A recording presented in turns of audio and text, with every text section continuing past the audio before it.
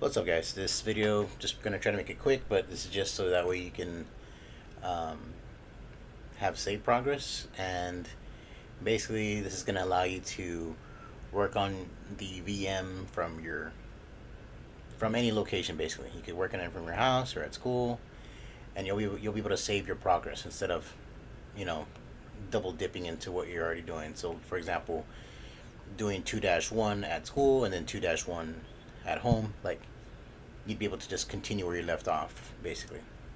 Right now, just gonna install this Brave browser, essentially, and this is just to show that it's saving, right? Because I don't have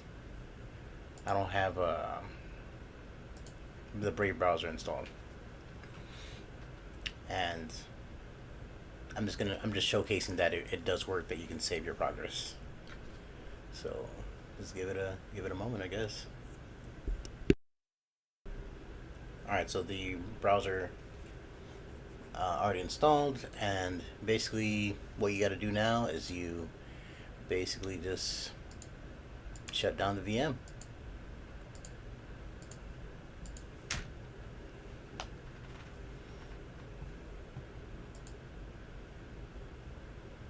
And then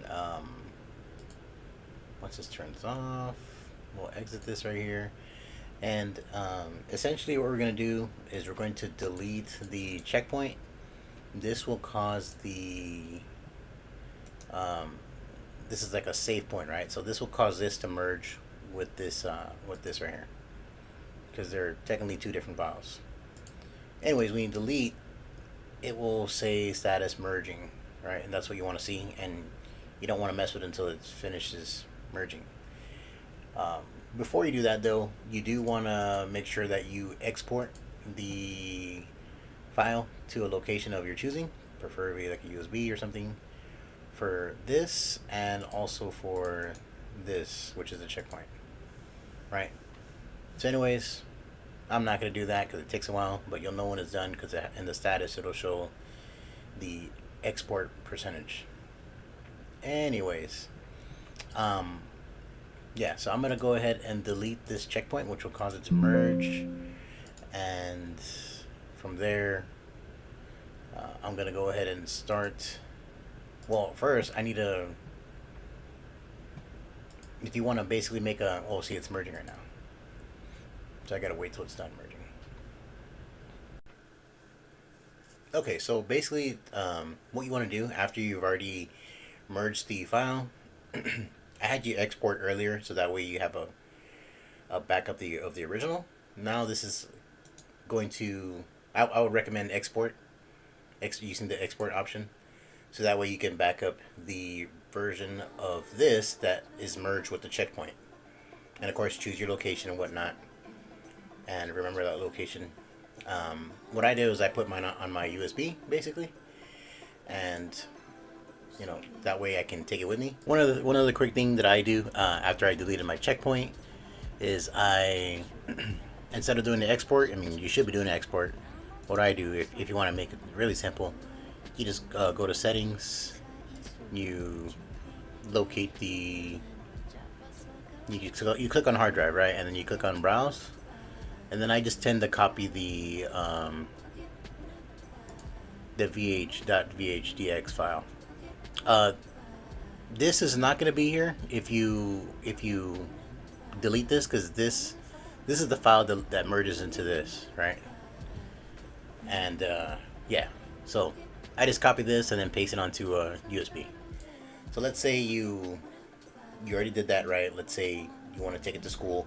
What you'll do is you'll choose a new virtual machine, and you'll click next, and then you'll click, you'll name the VM and whatnot. Generation 2, make sure that's unchecked, and then you set your memory. Um, I chose my switch.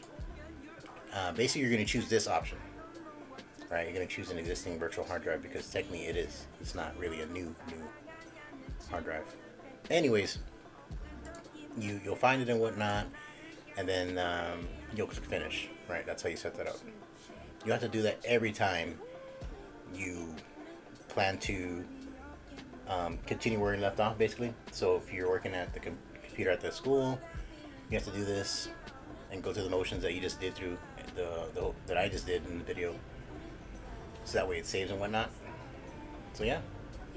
Now to show that the installer for the, now to show that the web browser that I chose is working, because I had some issues with it at school.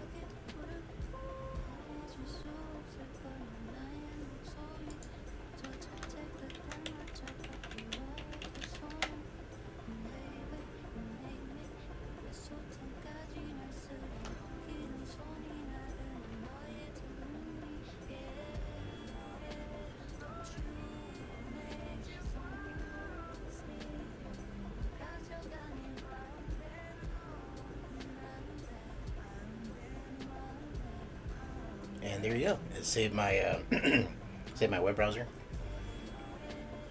and that's how you do that. Also, if you're using like Windows 10 Pro, for example, you may have to input some commands to in PowerShell, not on here, but on your actual computer. For compatibility mode, my best bet is to use ChatGPT to help you figure that out. But yeah, that's it.